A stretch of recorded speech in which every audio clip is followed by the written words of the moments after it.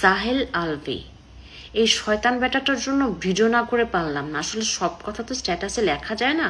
সে acting করে ভিডিওতে কি বলতেছে, লাইভ করছে নাকি শুনছি, সে কি বলছে যে বাইরের লোক ট্রিগার করছে দেখে আমার সংসারে অশান্তি হয়েছে, আমার বউটা সুইসাইড করছে।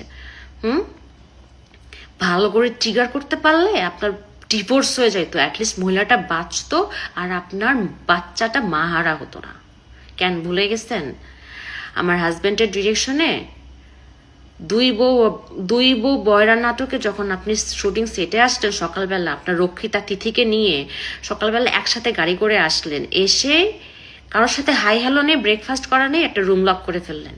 রুম লক করে আপনার রুমের সামনে প্রোডাকশন বয় খাবার নিয়ে দাঁড়ায় থাকলো, আপনার রুম খুললেন না কেন ভাইয়া? কি করতেছিলেন?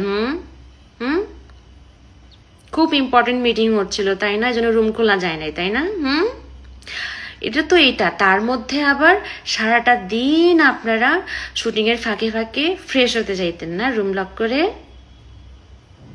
অ্যাক্টিং করেন, অ্যাক্টিং হয় না আপনার ভাই, অ্যাক্টিং হয় না।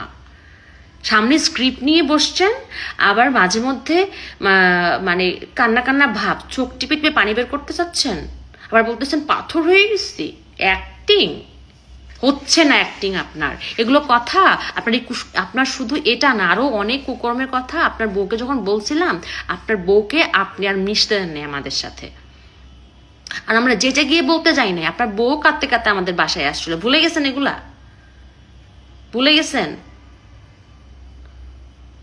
এরকম অনেক কুকর্মের কথা অনেকেই জানে, আপনার অনেক কুকর্মের কথা অনেকেই জানে, কিন্তু এতদিন মুখ খোলে নাই, বলে নাই, কারণ ওরা চাইছে আপনার সংসারটা বাঁচুক, আপনার ডিভোর্স না হোক, কেউ সুইসাইড না করুক। কিন্তু এখন তো আর পানি হাতের ভিতরে নেই, তাই না ভাইয়া?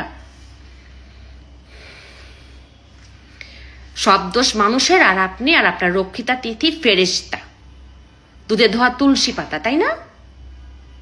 পেয়াত্তুপ লম্পট কোথাকার।